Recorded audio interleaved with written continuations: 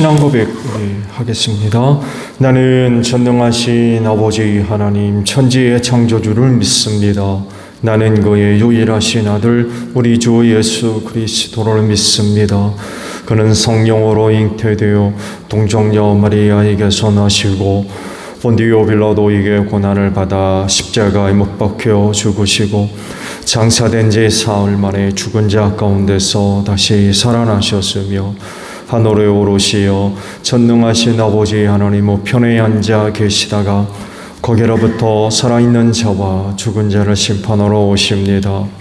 나는 성령을 믿으며 거룩한 공교회와 성도의 교제와 죄를 용서받는 것과 몸의 부활과 영생을 믿습니다. 아멘. 찬송가 549장 부르시죠.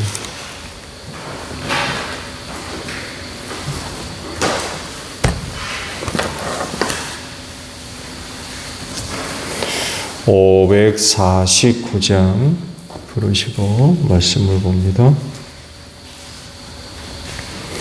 내 주여 뜻대로 행하시옵소서. 온 몸과 영혼을 다 주께 드리니 이 세상 거라가 주 인도하시고 날 주관하셔서 뜻대로 하소서. 내 주여 뜻대로 행하시옵소서. 큰 근심 중에도 낙심케 마소서. 주님도 때로는 울기도 하셨네. 날 주관하셔서 뜻대로 하소서. 내 주여 뜻대로 행하시옵소서. 내 모든 일들을 다 주께 맡기고 저천성 향하여 고요히 가리니 살든지 죽든지 뜻대로 하소서. 아멘. 창세기 17장 15절에서 마지막 절까지 보겠습니다. 창세기 17장 15절로 마지막 절이에요. 하나님이 아브라함에게 또 말씀하셨다. 너희 아내 사레를 이제 사레라고 하지 말고 사라라고 하여라. 내가 그에게 복을 주어 너에게 아들을 낳아주게 하겠다. 내가 너희 아내에게 복을 주어서 여러 민족의 어머니가 되게 하고 백성들을 다스리는 왕들이 그에게서 나오게 하겠다. 아브라함은 얼굴을 땅에 대고 엎드려 웃으면서 혼잣말을 하였다. 나이 100살 된 남자가 아들을 낳는다고 또 90살이나 되는 사라가 아이를 낳을 수 있을까? 아브라함은 하나님께 아뢰었다. 이스마엘이나 하나님께서 주시는 복을 받으면서 살기를 바랍니다. 하나님이 말씀하셨다.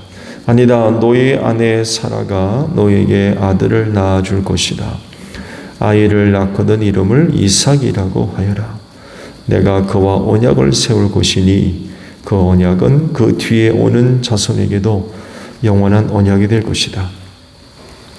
내가 너의 말을 들었으니 내가 반드시 이스마엘에게 복을 주어서 그가 자식을 많이 낳게 하고 그 자손이 크게 불어나게 할 것이다. 그에게서 12명의 영도자가 나오게 하고 그가 큰 나라를 이루게 하겠다. 그러나 나는 내년 이맘때에 사라가 너에게 낳아줄 아들 이삭과 언약을 세우겠다. 하나님은 아브라함에게 말씀을 다 하시고 그를 떠나서 올라가셨다.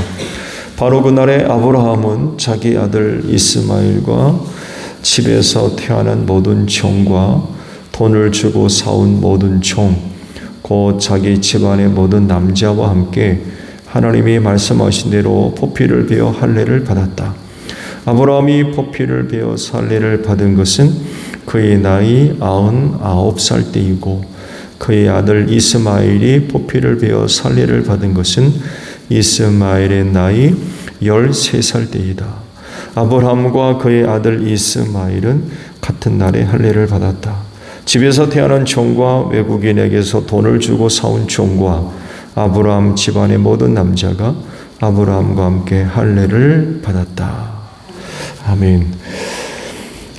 오늘 아침에는요 21절에 있는 말씀을 함께 나누려고 합니다. 그러나 나는 내년 이맘때에 사라가 너에게 낳아줄 아들 이삭과 언약을 세우겠다라는 말씀입니다.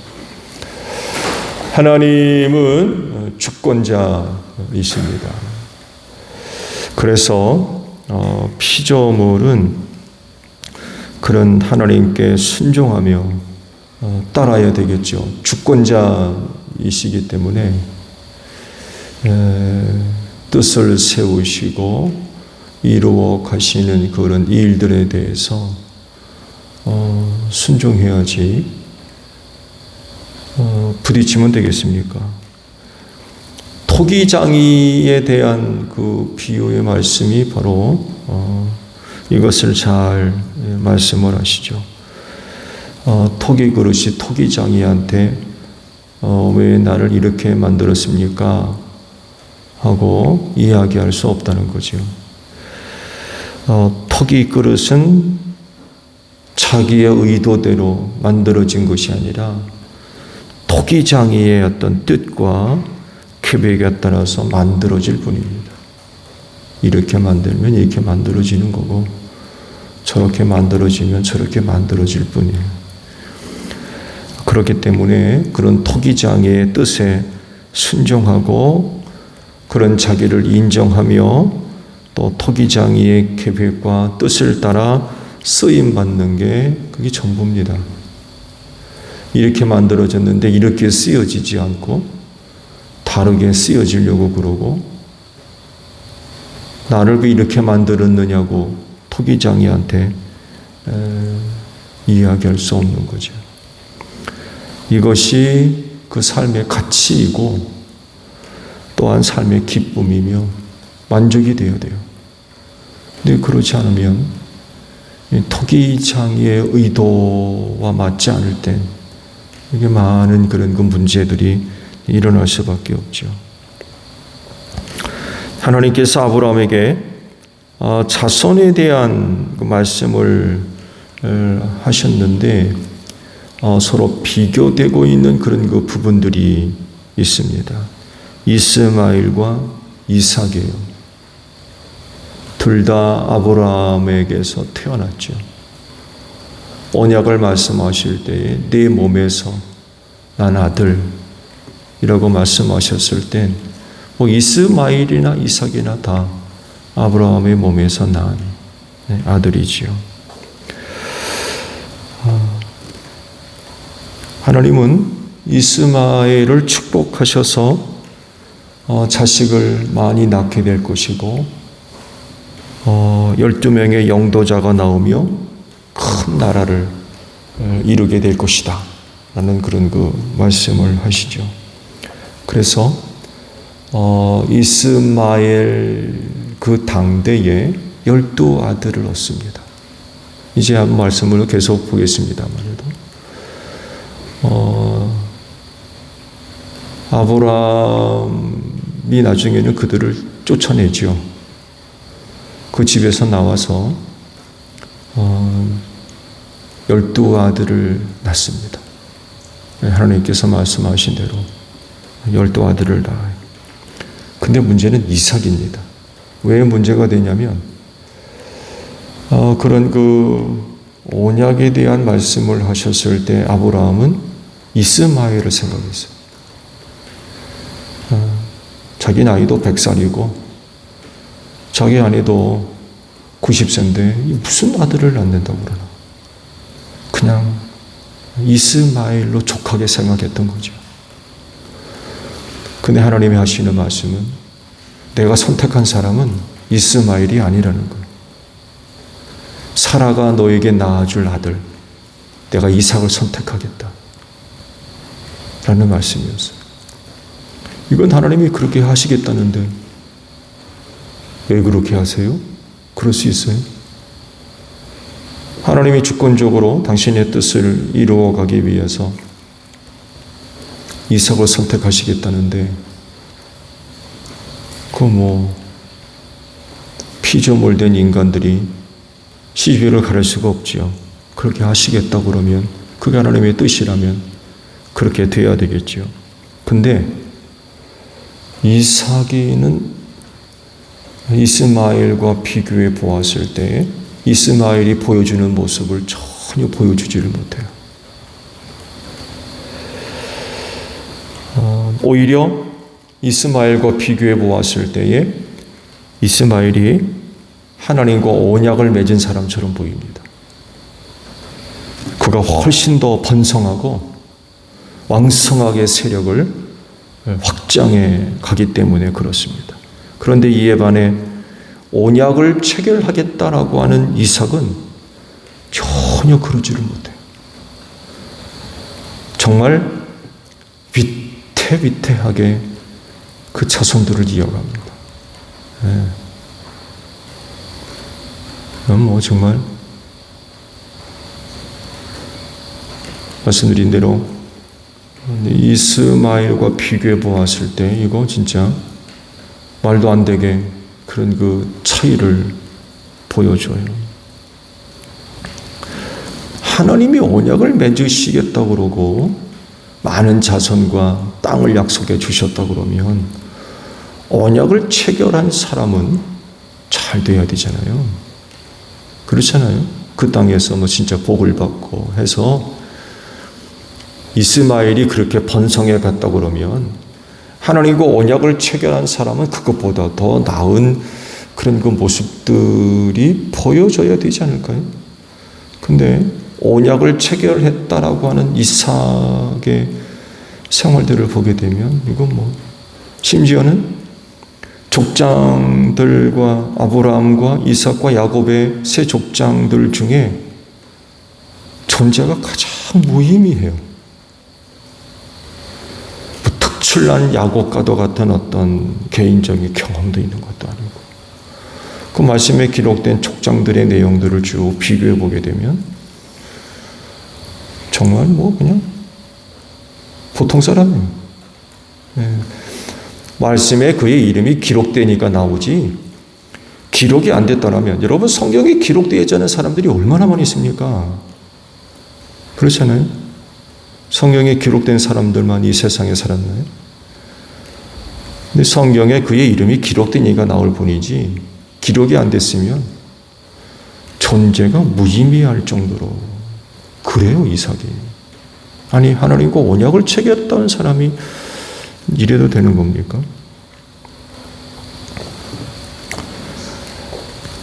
하나님이 맺으신 그 언약은 구속사죠. 구속사를 이루어 가기 위하여 하나님께서 그 사람들과 언약을 맺으셨던 거예요. 그리고 그 언약은 하나님을 섬기는 사람들, 즉 하나님을 믿는 믿음의 그 사람들에게 이어지고 그들은 거룩한 사람들이었으며 또 다른 사람들과 비교해 보았을 때 그들은 소수였어요. 많은 사람들이 아니었습니다. 그래서 아브라함의 혈통을 이어받은 사람이라고 하면 하나님과 언약을 맺을 가능성을 자격을 갖고 있지만 그렇다고 해서 그들 모두는 아니었어요. 하나님으로부터 언약을 맺은 사람은 하나님이 선택한 사람이었어요. 따로 있었다는 얘기. 그리고 그 조건도 인간적이고 세상적인 게 아니었어요. 말씀드린 대로 하나님이 언약을 체결한다 그러면 또 다른 어떤 그 모습들을 기대해 볼 수 있는데 전혀 그러질 않거든요. 말씀드린 대로 언약을 체결한 이삭과 이스마엘을 비교해 보세요. 비교 자체가 되지를 않아요. 세상적이고 인간적인 기준을 얘기한다면 이스마엘이죠. 이스마엘. 근데 하나님은 전혀 그러지를 않으셨어요.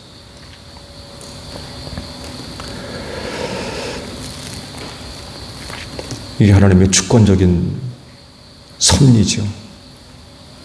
사람의 것과 완전히 달라. 사람이 보는 것과 하나님이 보는 게 다른 거예요. 이스마엘과 이삭 중에서 하나님은 이삭을 선택하셔서 언약을 체결하셨어요. 이삭에게서 겨우 두 아들을 얻었는데 에서와 야곱이죠. 하나님은 에서를 버리시고 야곱을 선택하셨어요. 야곱의 12아들 가운데에는 그 언약이 누구에게 이어집니까? 유다 지파로 이어집니다. 너에게서 왕권이 나오리라. 야곱의 축복의 내용 가운데 그런 내용이 있죠. 그가 죽기 전에 12아들을 축복하잖아요. 그 내용 가운데 유다 지파에게 이런 예언을 합니다. 이런 축복으로 기도를 해주죠. 너에게서 왕권이 나오리라. 유다 지파를 선택하셨어요.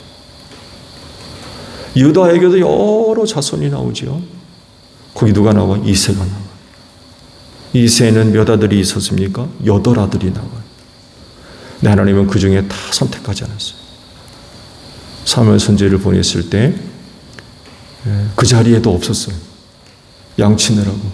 누구였어요? 막내 다윗이었어요. 그리고 그 손이 요셉과 마리아에게 이어지게 되고 그래서 오신 분이 누구예요? 예수님이세요.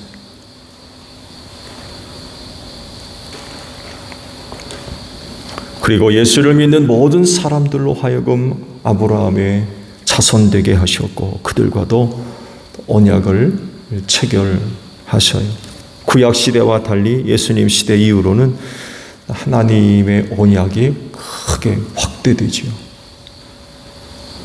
그 증거가 예수를 믿는 모든 사람들에게 하나님의 영이신 성령님을 부어주셨고 또한 예수를 믿는 모든 사람들을 하나님의 자녀가 되는 그런 그 권세를 주셨다고 말씀을 하십니다. 그래서 구약과는 달리 성령시대 예수를 믿는 모든 사람들과 언약을 체결하셨던 거죠.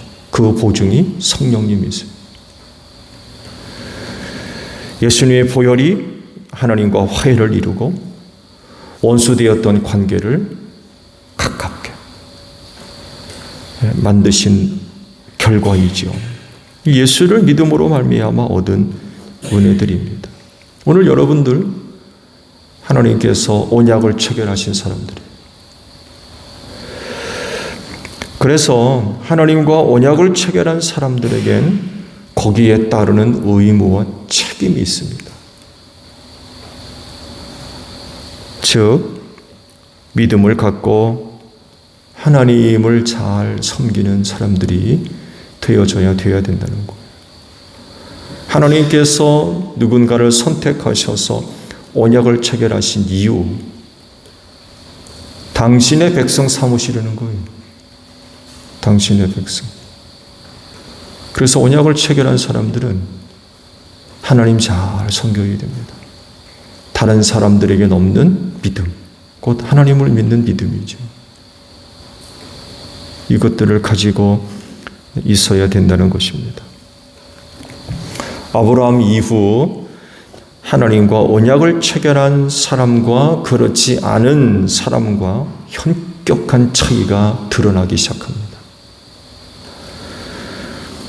아브라함과 함께 같은 혈통을 이어받은 사람임에도 불구하고 하나님과 언약을 체결한 사람과 그렇지 않은 사람과는 비교할 수 없는 엄청난 차이가 발생하기 시작하죠. 아브라함과 롯을 비교해 보세요. 하나님은 아브라함과 언약을 체결하셨어요. 장자권은 롯에게 있었지만 그러나 하나님은 롯에게 언약을 체결한 것이 아니라 아브라함과 언약을 체결하셨어요. 이제 말씀을 쭉 보겠습니다만 해도 하나님과 언약을 체결한 사람과 그렇지 않은 사람 이 차이가 현격하게 발생합니다. 이삭과 이스마엘을 비교해 보세요. 자격은 이스마엘이 훨씬 더 큰 것 같고 좋은 것 같지만 그러나 하나님은 이삭을 선택하십니다.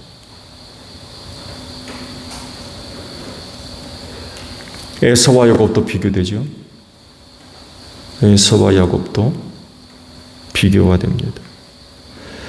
그리고 이스라엘 민족과 또 다른 이방 민족과의 차이점도 역시 마찬가지죠. 이후 그리스도인과 비그리스도인과의 차이도 극명하게 벌어집니다.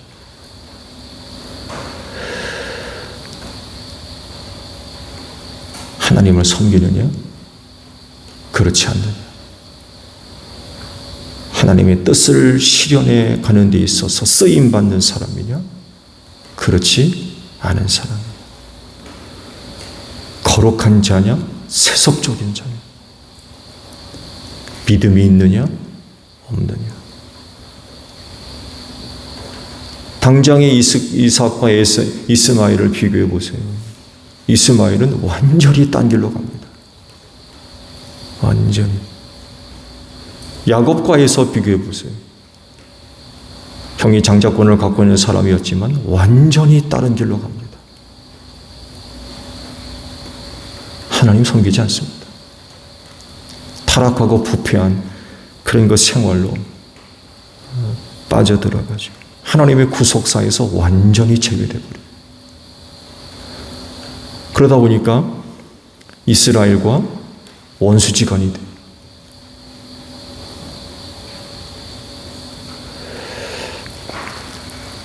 하나님께서 주권적으로 이루어 가시는 일에 대해서 누가 시시비비를 가릴 수 있습니까? 하나님, 그게 아닌데요? 아니, 이스마엘이 훨씬 낫죠. 어떻게 이삭입니까? 태어나지도 않은. 아브라함의 반응이 그랬어요. 아유, 무슨 이 나이에 무슨 아들을 낳는다고 그러나 그냥 이스마엘이나 그냥 하나님으로부터 축복받고 살았으면 좋겠습니다. 그러잖아요. 이게 인간입니다. 왜냐하면 자기 생각과 다른 거예요. 이게 더 나을 것 같은데. 이스마엘이 낫다는 거죠. 언약을 체결하면 이스마엘이면 될 것 같은데 그러는 거죠. 근데 하나님은 그게 아니라는 거예요. 하나님은 인간의 생각과 완전히 다른 거예요. 그런 것에 대해서 옳으니 그르니 그럴 수는 없다는 거예요. 하나님이 그렇게 하시겠다라고 그러면 그건 그렇게 돼야 되는 거예요. 그리고 언약을 체결한 사람이라고 하면 그렇게 될 수 있도록 살아야 되는 거죠. 하나님께서 그렇게 하시겠다고 그러는데 그거 부정합니까? 그거 아니라고 할 수 있어요? 그건 당신하고 나하고 다른데 당신은 당신 갈 길로 가고 나는 나 길로 가고 그럴 수 있습니까? 그게 언약을 체결한 사람의 태도입니까? 그럴 수가 없는 거죠.